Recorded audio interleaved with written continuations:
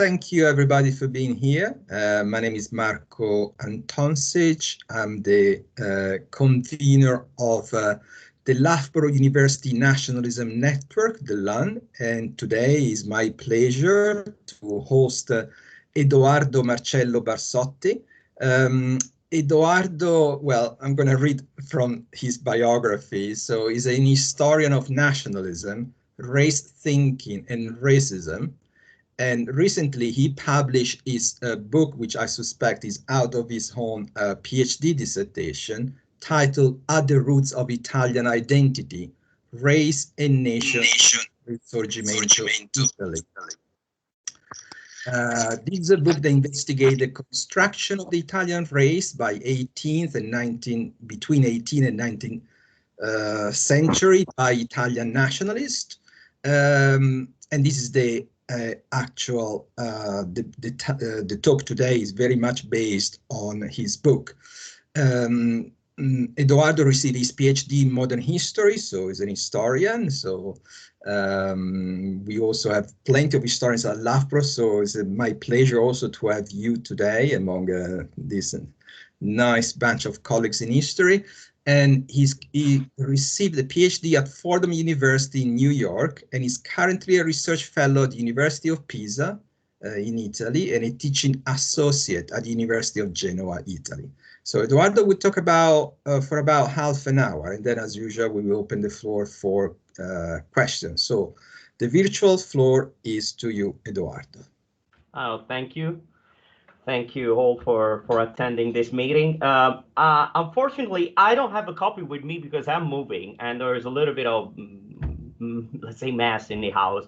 But the book is very affordable. By the way, it's just £120. So this is one of the main problems with academic publishers. In any case, I would like to thank Dr. Antonsic and the Loughborough University Nationalism Network for hosting me, and of course you for attending this meeting. The talk that I'm presenting today is based on my book, At the Roots of Italian Identity, Race and Nation in the Italian Risorgimento, in which I examine the making of the Italian race by the intellectuals of the Risorgimento. I don't think I need to explain what Risorgimento is. It's the struggle for the independence and unification of Italy in between the end of the 18th century and the 1870s.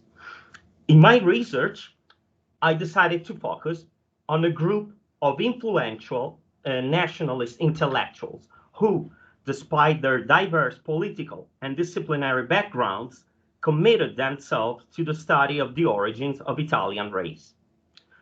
Among them, I included pivotal figures like the revolutionaries Vincenzo Cuoco, Giuseppe Mazzini, the conservative statesman Cesare Balbo, the philosopher Vincenzo Gioberti, the playwright Alessandro Manzoni, and political thinkers like Gian Domenico Romagnosi and Carlo Cattaneo. So there are very important figures and some secondary ones.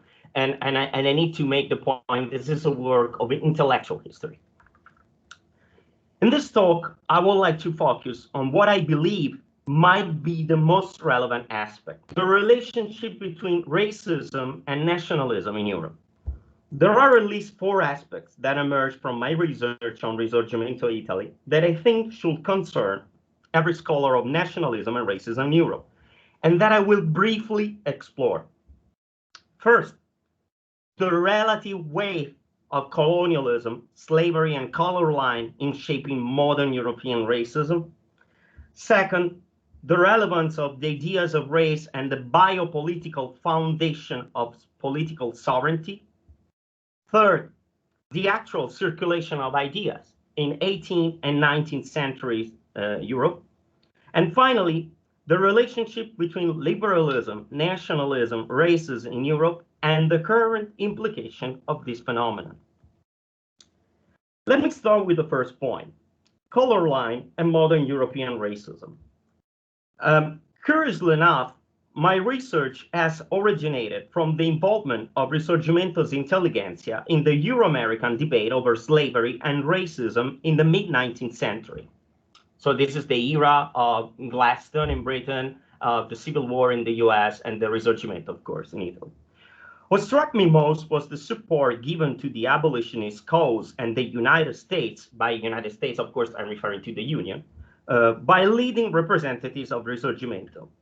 Whether conservative liberals or radical Democrats, Risorgimento nationalists were unanimous in their endorsement of the Union of Abraham Lincoln.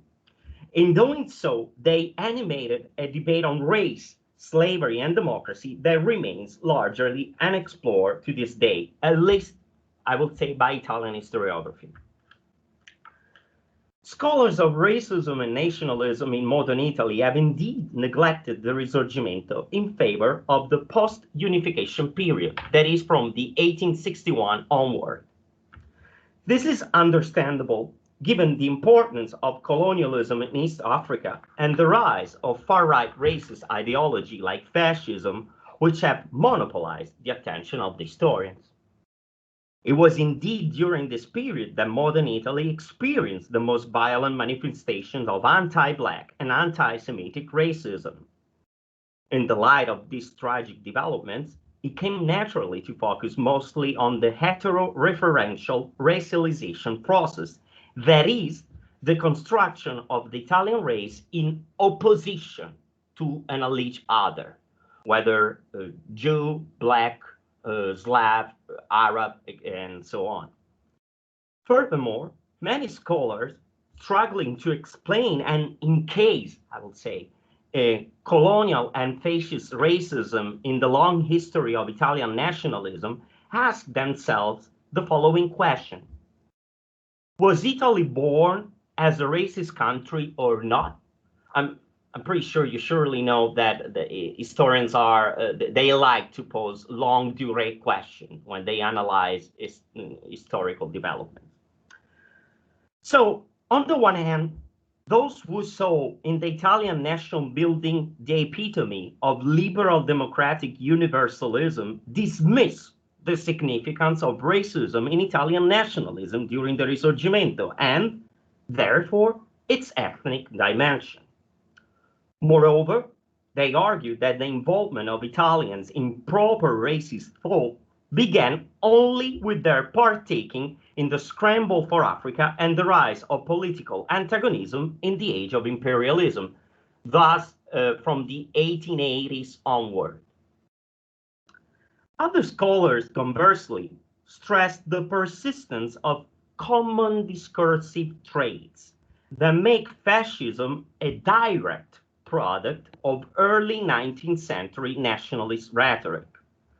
According to the scholars, the emphasis put by Romantic intellectuals on elements like blood, soil, language, and religion contributed to a naturalistic and exclusionary nationalism in which descent, rather than will, made the difference between who was and who was beyond the nation.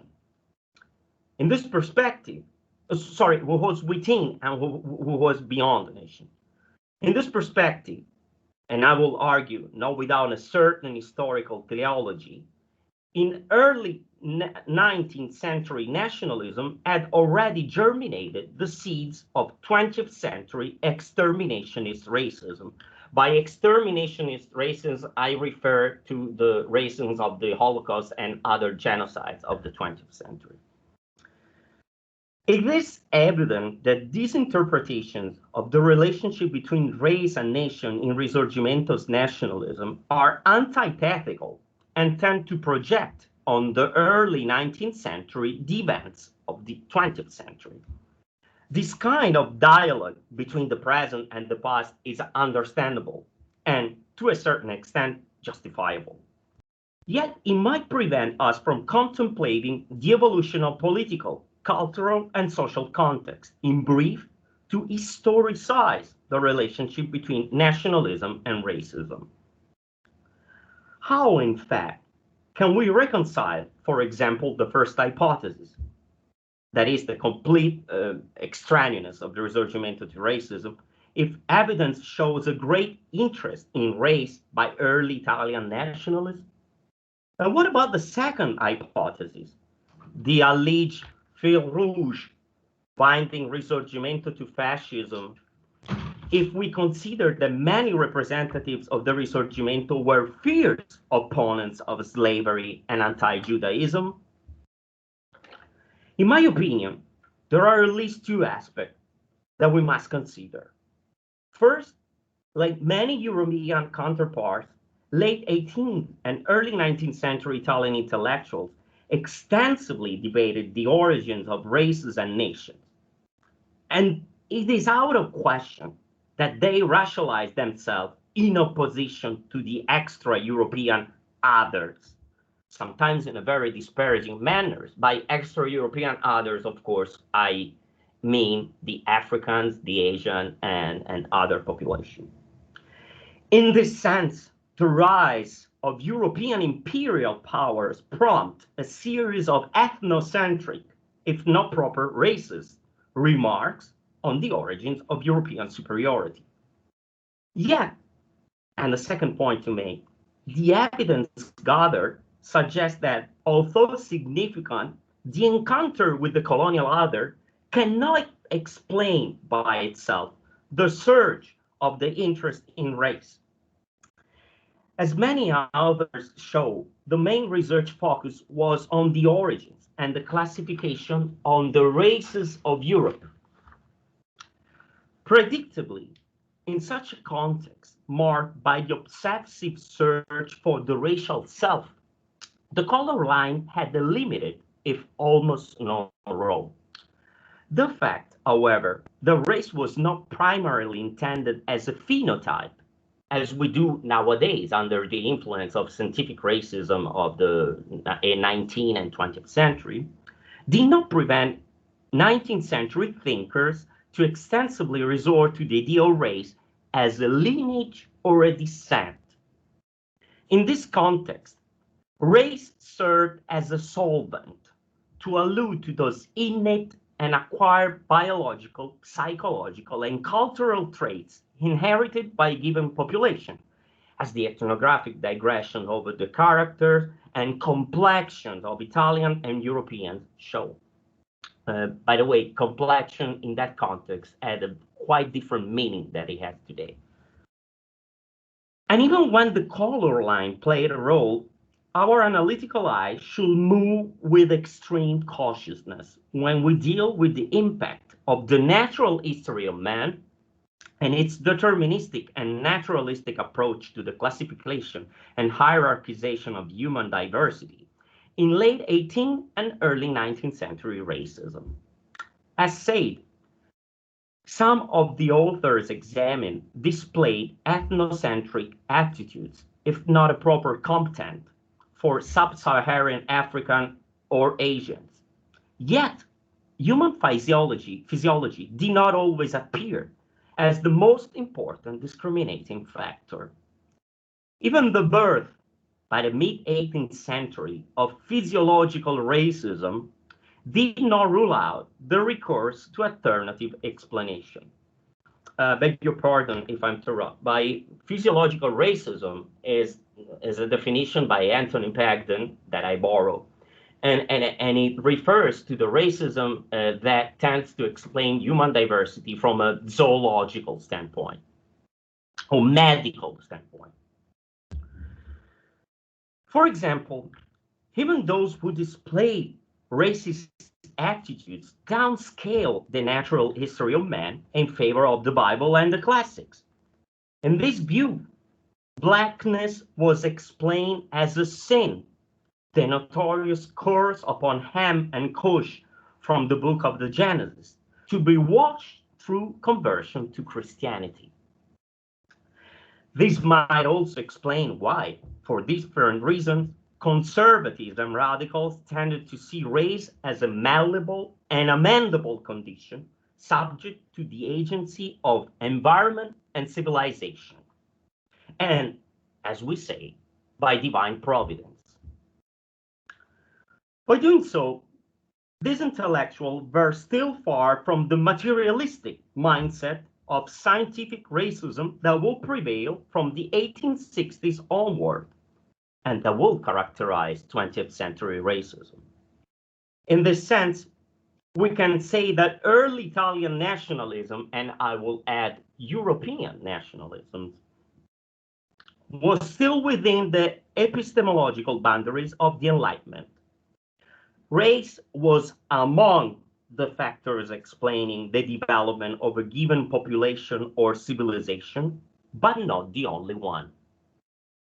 Then, if the heteroreferential, that is the construction of race in opposition to another, had a limited role, what was the purpose of race in the nationalist discourse of the 18th and 19th centuries?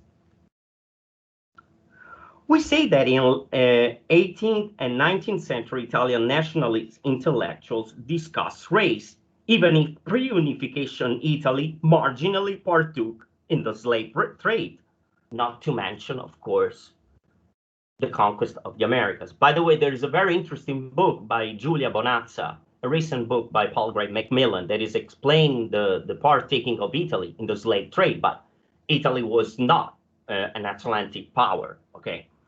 Nor Italy conquered vast parts of the Americas and Asia. This means that race did not emerge in the case of Italy out of colonial enterprises. Yet sources illustrate proper takeoff in publications about the origins of the stocks of Italy since the 1790s. In the absence of visible differences, this is the interest in race seems, at least to our modern eyes, quite unexplainable. A milestone, however, can explain this phenomenon. The grand entrance of the modern idea of nation, that is, a community from which political sovereignty emanates in Napoleonic Italy. So the terminus a quo, I would say, is the Napoleonic rule of Italy, starting in 1796. That is, by the way, the new periodization of the Risorgimento. Not by coincidence, the majority of treatises, pamphlets, and articles examined framed the research of racial origins as the reconstruction of the national past. In this perspective, then, the investigation of Italic antiquities was not a mere exercise of erudition or scholarship. It served, instead, a political purpose, the building of the Italian nation.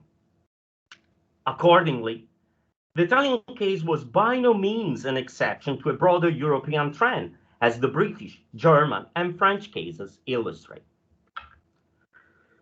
Despite their diverse political and disciplinary backgrounds, everybody, whether historians, philosophers, priests, playwrights, ethnographers, or even jurists, concurred on considering race the biological basis of nationality. Accordingly, to trace the idea of race, whether as a lineage, blood, family, or, according to the natural history of man, type and variety, served a dual purpose. First, to illustrate the biohistorical development of the nation intended as a true community of descent, bound by common and perpetual traits. Second, by acting as the natural foundation of nationality, race could present the nation state as the only pre-existing and therefore legitimate form of sovereignty. This had a huge impact in refuting restoration order. In this sense, by emulating the reigning dynasties, European nationalism also created their own incredible genealogies to demonstrate how the body of the nation was just as old, if not older, than the same body of the king. It was inevitable then that the study of the national past reverberated in the debates about the very nature of the national community or the best state to adopt. Therefore, racial theories of myth could reflect the political and ideological affiliation of their proponents.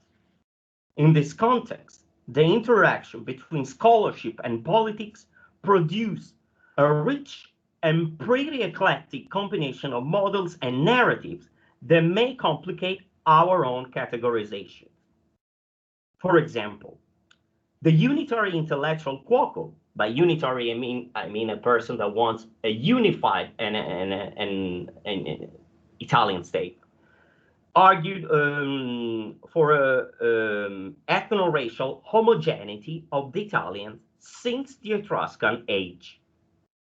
In his eyes, nothing had changed since the 14th century before Christ. Of course, this was the periodization of Etruscan history according to Quaker. The Etruscans were more recent than the 14th century before Common Era. His contemporaries were modern-day Etruscans who deserved a state from the Alps to Sicily. Others, conversely, who lean toward federalist conviction, resort to different accounts on Italian ethnogenesis. Ethnogenesis is the formation of an ethnicity or a race. Cattaneo, for example, insists on the necessity of a federal republic as the most suitable for a nation descending from diverse racial stocks. Still, others present a more complicated picture. For example, the Unitary Republican Mazzini relied on the model of a racially plural primitive Italy, but believed and praised the assimilative power of Rome as the forger of Italianness. A similar view on Italian ethnogenesis was shared by the conservative Gioberti, who advocated a union of kingdoms under the guidance of the Pope. In this sense, these two last cases show how the correlation between racial theories and state-building projects may not be so direct. Despite their deep ideological divergences, both Mazzini and Gioberti felt the need, in their racial narratives, to compromise between history and politics.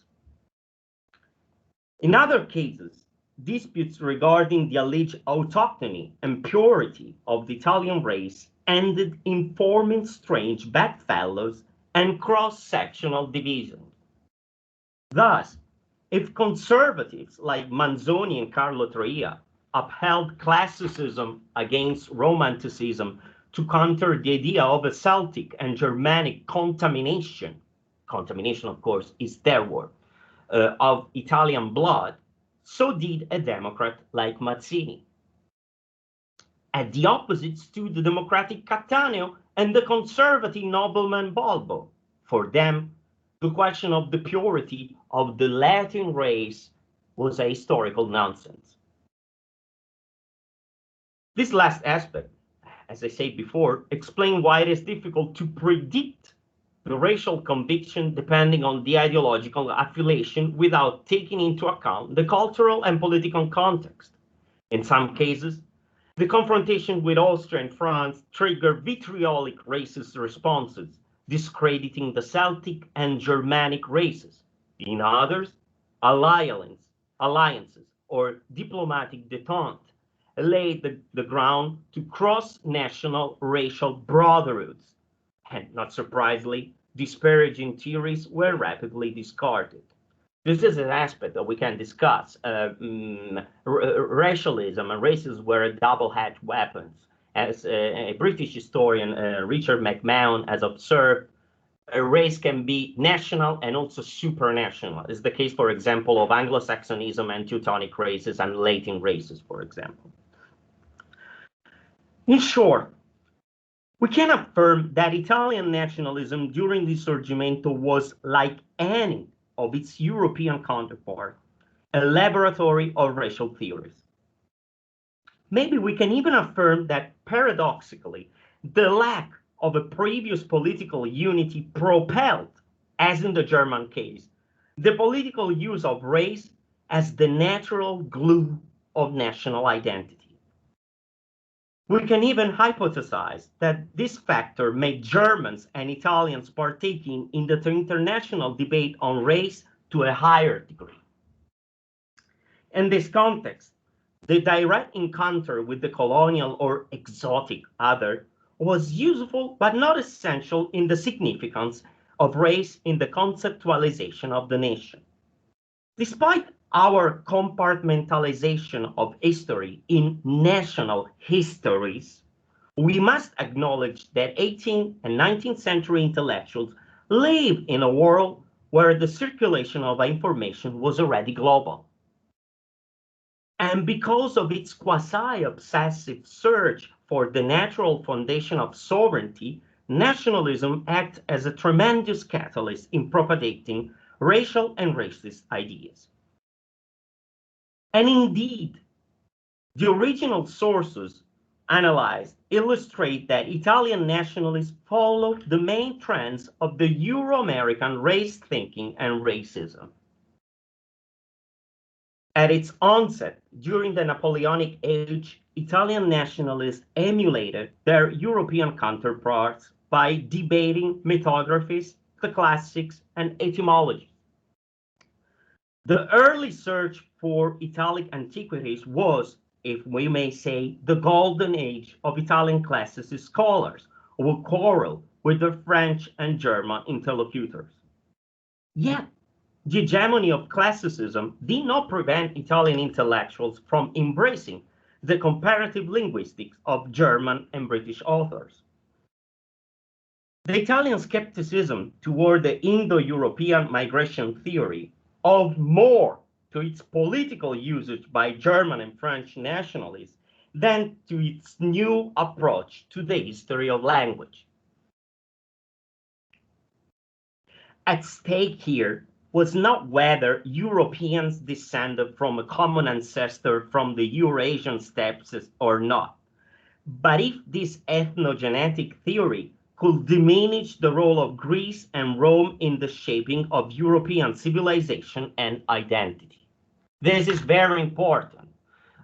It's not a matter of methodology, it's rather a matter of political repercussion. Many Romantic German authors, for example, tended to decenter Rome and Greece from the civilizational development of Europe. And of course, Italian scholars got mad at this.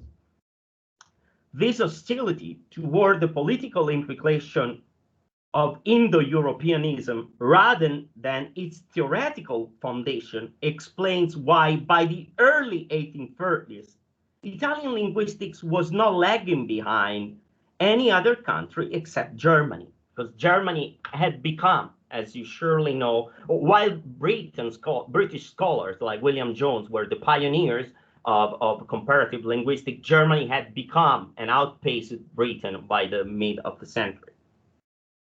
As for another burgeoning discipline, anthropology, Italians managed to rapidly breach the gap with France, Germany, and the UK by the 1850s. Such a rapid readjustment with the other European countries proves that the thesis of an alleged Italian backwardness due to factors like the presence of a strong Catholic censorship or the lack of political unification should be radically re-examined. Sure enough, Italians were merely borrowing and interpreting foreign models and ideas without significant novelties. For example, Italian racial Aryanism, which, by the way, emerged together with the French and the Anglo-American ones, just reframed classical ethnography and neo-Guelph Catholic millenarianism within the Aryan myth. It was, however, this period of appropriation of foreign ideas that accelerated the development of proper Italian novelties in the sciences of man of the 1870s and the 1880s. As Italian positive anthropology, evolutionary thinking, and criminology demonstrate, neither the cult of the classics nor the Catholic heritage prevented Italians from following and actually outpacing the international trends. There is no doubt that in comparison with Britain, France, and even Germany, early 19th century Italy was a secondary player, characterized by lower standards of social and economic development. In this context, aggravated by high level of poverty, illiteracy, and rural isolation, it is not difficult to imagine that the encounter with the exotic or colonial other was deeply mediated. But this condition applied to a vast majority of European peasants and workers. But if we move from the low to the high culture, it is very debatable to maintain the European elites were so apart from each other, especially when discussing topics of such political relevance. In this sense, as the historical evidence suggests, there were no primary or secondary actors, but only a common European intellectual network. There is finally an aspect that I would like to emphasize, and I would consider of primary importance as to why it is necessary to carry out a long-term reconstruction of the history of racial thought and nationalism in Europe. This is an aspect that Marco and I discussed a lot about, and I need your opinion. As the history of nationalism shows, the relationship between the ideas of race, ethnicity, then we can delve into this dual thing because it's important to discuss it. A nation is a link in a dynamic but indissoluble balance that is unstable but inevitable. So there is this link between the ideas of race and the ideas of ethnicity, even nowadays. Race, ethnicity, and nation. After all, if we consider a modern right like self-determination, we must acknowledge that ethnicity is still considered to be the factual base of independence and nationhood. And as I say, we must delve into this conceptual shift from race to ethnos in the common jargon. But in many cases, they act like a synonym. Of course, anthropologists will disagree with me, but I'm talking about the common discourse, not the specialistic one. This unstable relationship between the ideas of nation and race ethnicity means that even in countries with a proven liberal democratic tradition, nationalism has been able to take more or less discriminatory forms, differentialist or openly racist, or vice versa, universalist. Let's think, for instance, of the civic nationalisms of French and American republicanism. This never-ending oscillation owes to the interaction of two fundamental forces. On the one side, the liberal democratic respect of individual rights, and on the other, the cohesion of the political community. As our disputes over national identity show, even the most inclusive system tends to counterbalance centrifugal forces by pushing toward the assimilation of minorities. Such assimilative designs usually comply with a model, an ideal type of nationality based on an idea of ethnicity, real or fictitious, that subsumes elements like a shared culture, language, and a shared ancestry. It is this ideal type that, more or less explicit, is expected to safeguard the survival of the nation state through the acquisition of a certain degree of uniformity.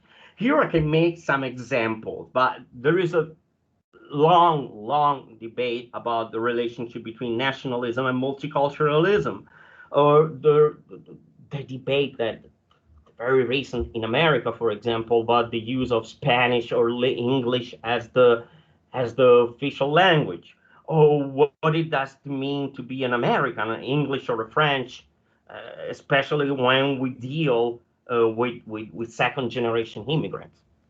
But also, for example, the debates whether Islam is European or not, whether Catholic heritage is important or not in Italy, and so on. I will not linger on further examples, since today's political debate provides us with an overabundance of them. Well, I believe that in this context, where the nation state is alive and kicking, the myths of late 19th and 20th century scientific racism are, for obvious reasons, now a cult of a handful of far-right extremists. I strongly doubt, in fact, that we can see the pseudo-scientific doctrines of Nazi and fascist propaganda at work in modern racist discourses. I don't see anybody with pigmentation scales, cranial angle compass, or physiognomic treatises in hand.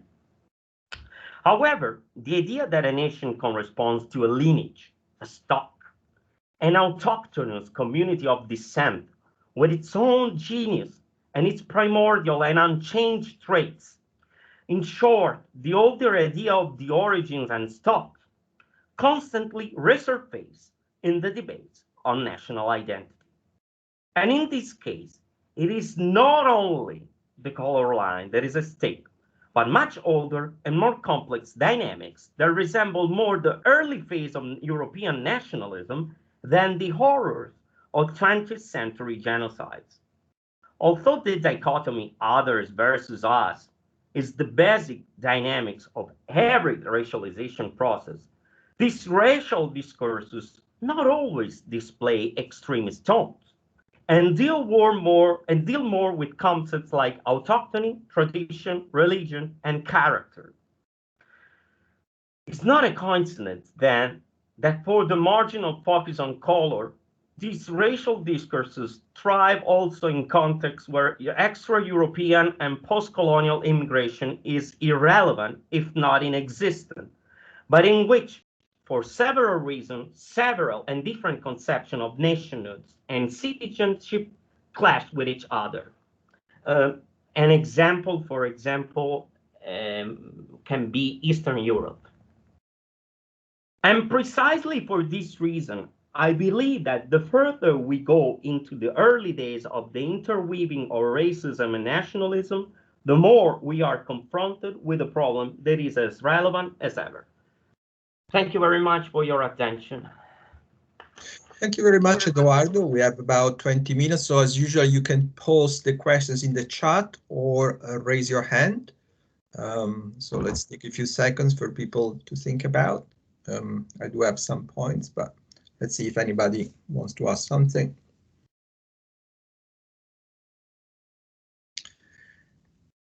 Let me take then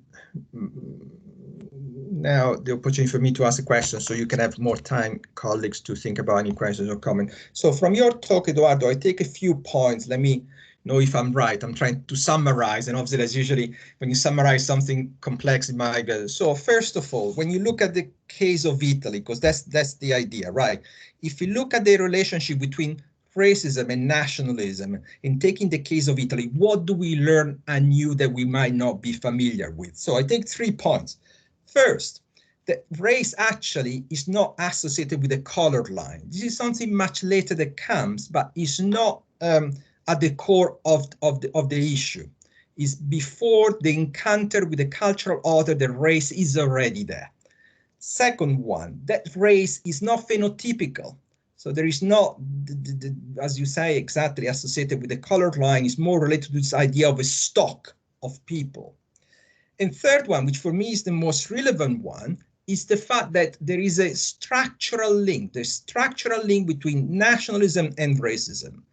And this is particularly problematic for me because in my research, I'm trying to open up the signifier of the nation to the present plurality of the composition, of the demographic composition of nations, because nations have transformed due to international migration.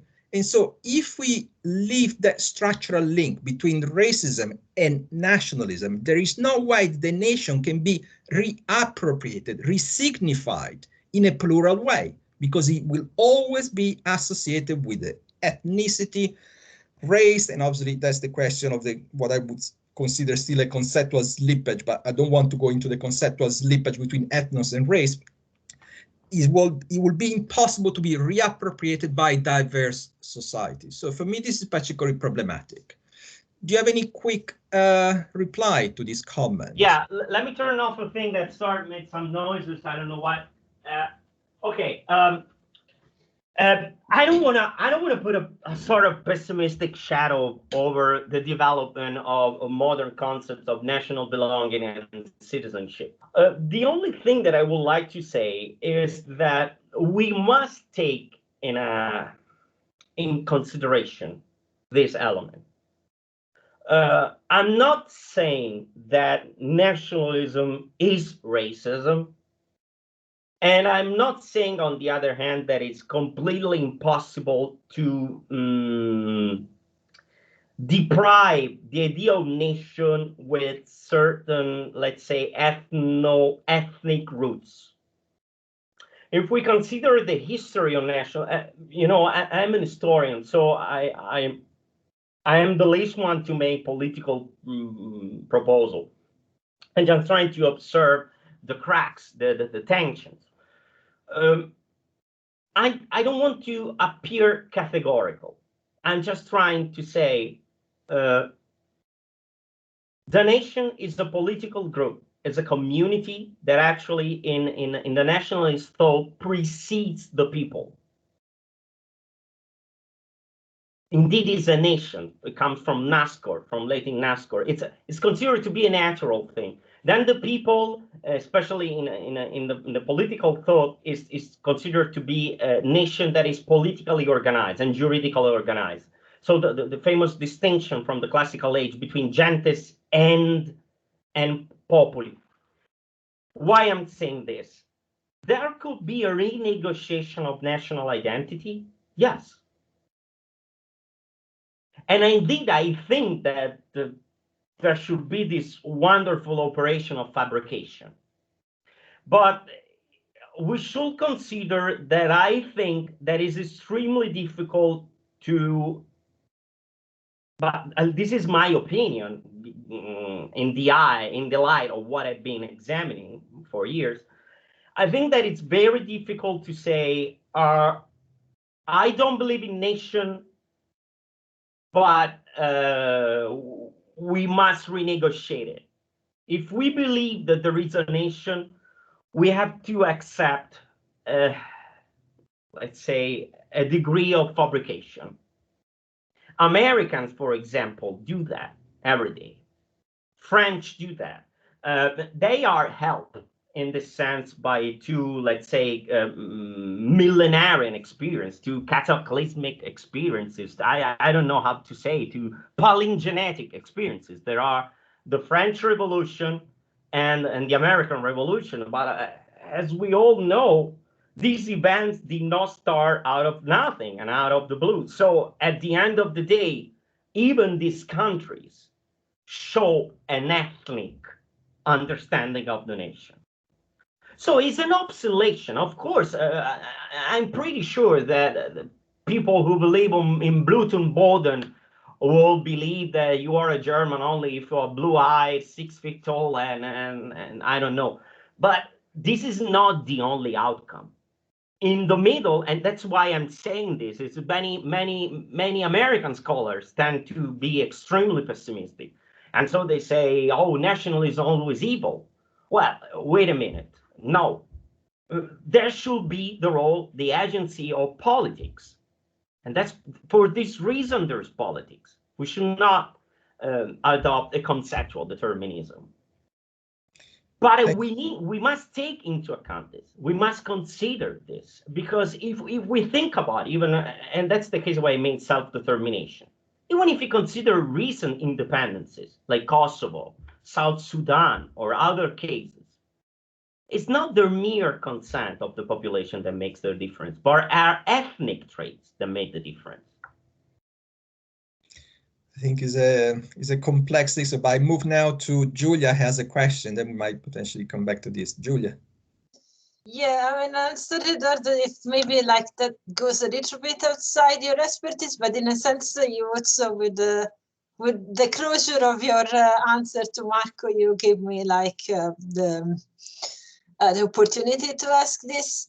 So, I mean, from what I understand, like both from your talk and about other like things that I've read about racism, we are sort of like going back in a sense to forms of racism that are based on the idea of ethnicity and common descent and stock and national character, rather than what we had in mind as like the scientific racism of the 19th century with the different like phenotypes, etc.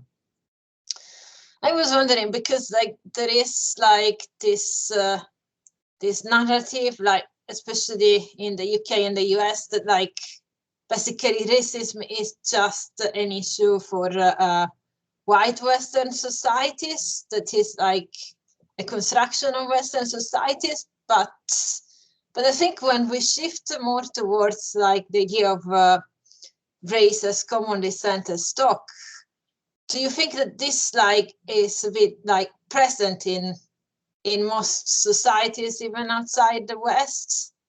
Do you think that there is like a universal like tendency of people like to identify in terms of like common descent or common ethnic characteristics? Well, there is a huge debate whether racism as a doctrine, as a form of rationalization of hate, is a Western prerogative or not, and I don't know. What I can say for my part is that I'm trying to stress, as you say, this, and I really don't know. I didn't study this thing, and in my opinion, I doubt. I just think that we suffer from methodological ethnocentrism in Europe and Americas. Maybe we should know, we should study more, for example, China and Japan or other countries in order to understand what's going on. As for the color line, I'm not trying to diminish the role of the color line, but as modern studies of racism show, especially from a historical perspective again, the color line is just opposed to older ideas. The ideas, I know that, for example, in the Anglo-American world, the color line is everything, okay? But this is a latecomer. The idea of race as a stock, as a group bounded by certain traits, was older.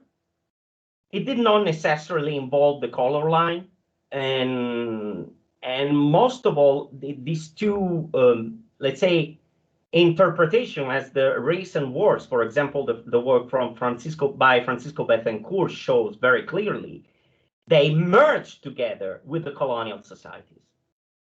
But in the case of Italy, of course, I mean, they all believed that the blacks were completely different, but there was just also an overabundance of treatises and pamphlets over the physiological and racial diversity of the Germanics. And I can guarantee that in many cases, they were extremely disparaging. And so also talking about the present, I just noticed, since I live for almost 7 years in the US, that American scholars tend to project on Italy American racism. I honestly think that, for example, Italian forms of xenophobia and racism are more virulent towards, I think that, for example, Italy is more Islamophobic than anti-Black, in my opinion. I know, this is my opinion. Maybe I'm wrong, but I would say, but surely the Islamophobia we should dissect these things. Okay, we should dissect these things. We live in society that, in spite of a surface, they are more diverse than what we previously assumed. But again, I just made an example, and it's not based on evidence. So maybe I'm wrong on this case, but. Yeah, something that I want to add, like, I always find strange how, like, the study of ethnicity and conflicts along ethnic lines in non-European countries and the study of racism in European countries are always, like, kept apart, when actually, like, I think maybe they could learn from each other. But yeah, that's just a parenthesis, like. I wish I could reply, but I don't really study those things, so yeah, I'm afraid I'm a blank page. I can't hear you. Marco, you're muted. Comment, sorry, comments or question, last comments or question, and the last point you want to raise for Edoardo? I don't see any coming up in the chat, and I don't hear anybody, so I guess we should again thank Edoardo for his presentation. May I say one other thing that I think is Absolutely. important? The most important thing of this research, I know it's a self praise, but is that I'm trying to connect the idea of race and nation to the idea of political sovereignty. This is a thing that I have adopted from one of my professors at the University of Pisa. That is, his name is Roberto Bizzocchi. And he recently published a book along with other authors about this. I think that the importance of racial thought acquires such a relevance when sovereignty literally moves from one body to another. With the end of absolutism, the body of the king as the, let's say, embodiment of divine will, of divine providence, and so of the legitimacy of power ceases to be the embodiment of sovereignty, and the body and the collective body, the nation, that by the way is another body, if we think about it, is an extended body, is a collective body, but from a material standpoint, it is a body too, becomes the source of sovereignty. And there is really a common thread that is unifying everything, and you can see that whether they are discussing etymologies, the history of language, or whether they are scrutinizing osteological remains, skulls, crania, bones, or whatever, they try to find they always connect this presence to the idea of a nation that was there, that was already present, and already had the same modern characteristics. So every work that I analyzed, despite the ideological differences, had the same, let's say, mechanism at work. This is very important, and I hope that some colleagues will develop this thing also for, and they already did in some countries. I think, for example, the works of Chris Manias, Richard McMahon, and Mario Sturda in the UK, for example, from the historical standpoint, and also Maria Sophie Quine. It's interesting because this trend of research is strong in the UK. In other countries, I think that they fail to notice this important link, and that's it. So we are talking in the right arena. I think it's an important point. I'm still going back to the point that I made earlier. Although historically this is the evidence, so particularly interesting that transition from the body of the king to the body to the collective body, and the name of the collective body becomes the nation. The question remains, to what extent that racial or ethnic element should remain there today, when we're not talking anymore about the nation formation, we're talking about more about the reproduction of the nation and reproduction of nations which are diverse. So I guess this remains an open question, because obviously that historical reference loses importance today, loses relevance, and it becomes very much contradictory when the society, the new member of the nation, do not belong to the same racial stock. So either we abandon nation as a whole, or we do indeed try to rethink, reimagine the nation away from any racial or ethnic connotation.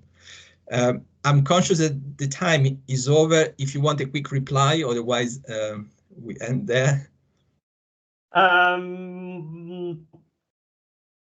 I don't know. I mean, I'm not a policymaker. I'm not a rhetoric. I don't really know. I just really think that in my eyes, it's pretty impossible. The only thing that we can do is the only real. I mean, what is at stake? What is the main agent here? Is politics. Okay.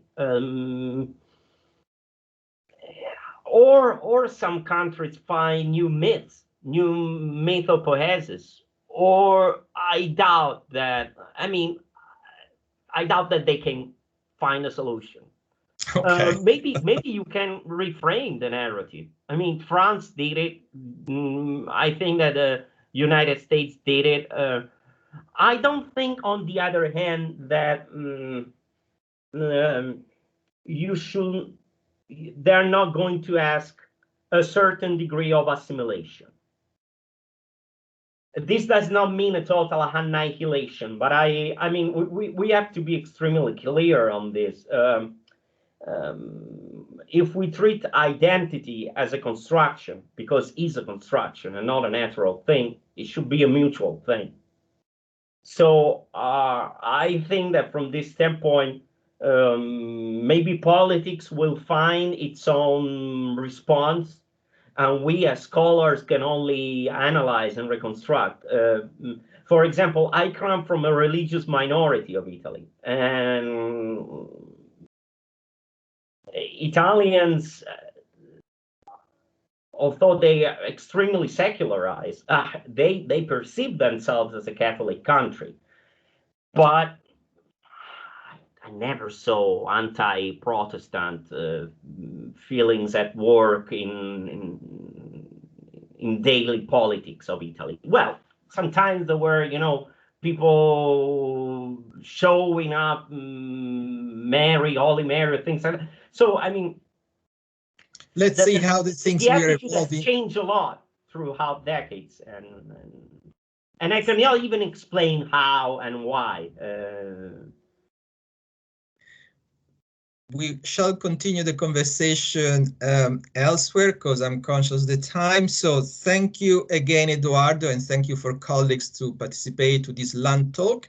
And yeah, see you next time. Thank you. Thank you very much. Bye. Bye. Bye.